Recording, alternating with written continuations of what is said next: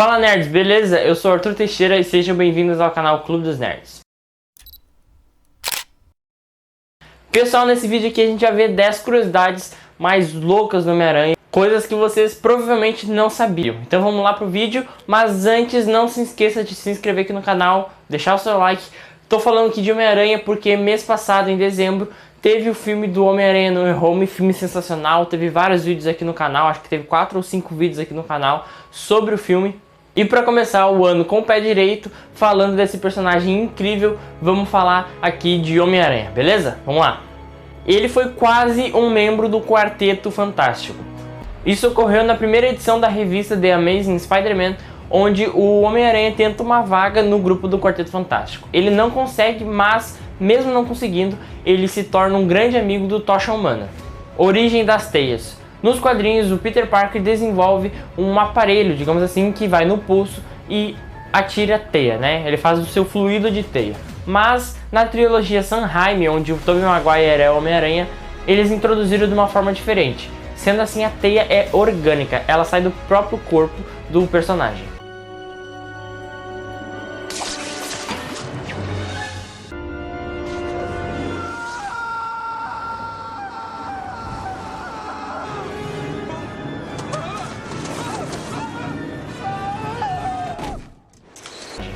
Criação de um novo personagem. Stan Lee queria criar algo novo que alcançasse o público jovem, porque naquela época o público jovem começou a ter interesse por histórias em quadrinhos. Então Stan Lee teve a ideia de criar um personagem com fácil identificação, um personagem mais pobre, que salva o mundo, faz faculdade, paga boleto, paga aluguel. Então isso fez com que o personagem se tornasse mais popular entre os jovens. E o próprio Stan Lee disse, ele é gente como a gente. Medo de aranhas. Stan Lee levou a ideia do personagem para o dono da Marvel, chamado Martin Goodman. Eu não sei se é assim que se pronuncia. E vocês não acreditam, o dono da Marvel não gostou da ideia, porque a aranha é um animal muito repulsivo, as pessoas não gostam de aranhas. E já que as pessoas não gostam de aranha, ele achou que as pessoas não iam gostar do personagem. Mas Martin Goodman resolveu dar uma chance para Stan Lee, já que Stan Lee emplacou várias revistas de sucesso. Aposto que depois disso, Goodman passou a gostar de aranhas. Ou Casa ou Mata. Uma das mais famosas edições do Homem-Aranha é a morte da Gwen Stacy. Só que essa história quase não foi publicada. Quem teve a ideia da morte dela foi o desenhista John Romita, que sugeriu a ideia para Stan Lee, e Stan Lee não gostou muito da ideia, porque em algumas edições anteriores havia matado o pai dela, o Capitão Stacy. Então Stan Lee achou que tipo assim, ia ficar muito repetitivo, matou o pai dela numa edição e vai matar ela de novo, e vai matar ela. Stan Lee achou que não ia ficar legal essa repetição. Mas Johnny Romita convenceu Stan Lee que seria melhor, porque Peter Parker e Gwen Stacy não estavam tendo uma relação muito boa. E com a morte da Gwen Stacy abriria espaço para o Peter se aproximar da Mary Jane. Dizem que Romita falou exatamente assim para Stan Lee. Só vejo duas soluções para a relação desses dois. Ou eles terminam ou eles se casam. Os pais de Peter Parker. Vocês acreditam que os pais de Peter Parker já foram agentes da SHIELD? Nos filmes eles adaptaram que os pais de Peter Parker morreram num acidente de avião e eram cientistas, mas nos quadrinhos é um pouco diferente. No final dos anos 60, uma edição de Amazing Spider-Man revelou que os pais de Peter Parker eram agentes da SHIELD, Richard e Mary Parker. Como se não fosse suficiente, em 1997 eles foram para uma missão salvar um amigo deles, Agente 10 ou Agente X. E no final dessa edição revelaram que esse Agente 10, esse Agente X, era na verdade o Wolverine. E detalhe, a Mary Parker, a mãe do Homem-Aranha, já estava grávida dele. Então esse na verdade foi o primeiro encontro entre o Peter Parker e o Wolverine. As versões do Homem-Aranha. Nos quadrinhos é muito normal ter realidades alternativas. Eles trabalham muito com isso. Nos filmes, agora que está sendo apresentado versões alternativas do Homem-Aranha e do Doutor Estranho, e vão explorar mais isso. Mas nos quadrinhos é super comum. E o Homem-Aranha é um dos personagens que tem muitas versões alternativas e muitas versões interessantes. Eu vou mostrar algumas versões para vocês. Homem-Aranha no Ar. É um personagem que se passa em 1920, mais ou menos, durante a Grande Depressão pós-Guerra Mundial. Ele tem um traje diferente, todo preto, usa chapéu. Ele já apareceu na animação Homem-Aranha, no Aranhaverso, e ele usa armas para combater o crime. Homem-Aranha 2099, uma das versões mais famosas, vai estar no filme Homem-Aranha através do Aranhaverso final desse ano, né? Pra mim é uma das melhores versões. Na verdade não é o Peter Parker e sim o Miguel O'Hara. Essa história se passa 100 anos no futuro, né? 2099.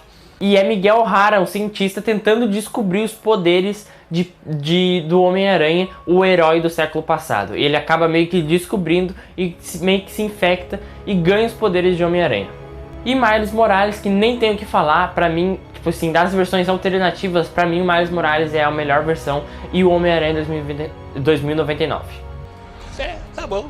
Ele quase foi interpretado por Leonardo DiCaprio. A batalha pelos direitos autorais do Homem-Aranha rolou por muitos anos em Hollywood, passando por vários estúdios de cinema e nunca terem começado o projeto. Em uma das tentativas que chegou perto de se tornar realidade, quem ia dirigir o filme seria James Cameron, o diretor de Titanic e O Exterminador do Futuro 2.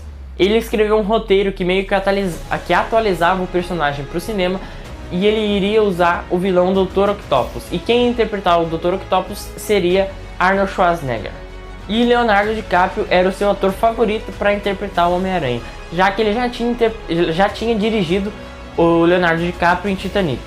Mas, novamente, por causa de problemas legais, acabou não se concretizando. Tempos depois, a Columbia Pictures, uma divisão da Sony, acabou tendo os direitos autorais e conseguindo exercer a ideia. E daí o diretor Sam Raimi assumiu e chamou o melhor amigo do DiCaprio, o Tobey Maguire, para fazer o papel do Homem-Aranha. Ele já salvou a Marvel 2 vezes. No final dos anos 50, a Marvel deu uma parada, digamos assim. Os negócios não estavam dando muito bem, os heróis ficaram meio enjoativos, as histórias. E daí eles resolveram criar um herói novo. E Stan Lee criou o Homem-Aranha. E foi sucesso de vendas, vendeu muitas edições e tirou a Marvel do buraco, digamos assim. E durante os anos 90 aconteceu isso novamente. A Marvel estava quase falindo. E a única solução era vender os direitos autorais de alguns personagens. Então eles venderam o X-Men e o Quarteto Fantástico para Fox e venderam os direitos autorais do Homem-Aranha para Sony. E assim o Homem-Aranha salvou a Marvel novamente. Fã do Homem de Ferro. Essa aqui é mais uma curiosidade sobre o Tom Holland, o Peter Parker do MCU. Tom Holland fez a sua estreia como Homem-Aranha em 2016 em Capitão América Guerra Civil. Ele era muito próximo do Tony Stark. Algumas pessoas não gostaram disso e algumas pessoas gostaram. E os fãs perceberam que era uma coisa muito importante para a construção do personagem. E daí os fãs fizeram o que eles fazem de melhor e começaram a criar teorias. Tem um garotinho que aparece com a máscara do Homem de Ferro na Stark Expo em Homem de Ferro 2. E começaram a dizer que esse garotinho que aparece lá é o Peter Parker quando criança, que desde lá ele já era fã do Homem de Ferro. Mas até o momento era só uma teoria. E tempos depois Kevin Feige deu uma entrevista, né, e disse que sim, aquele garotinho lá, eu acho que ele gostou da ideia, né, e disse que aquele garotinho lá era sim Peter Parker quando criança.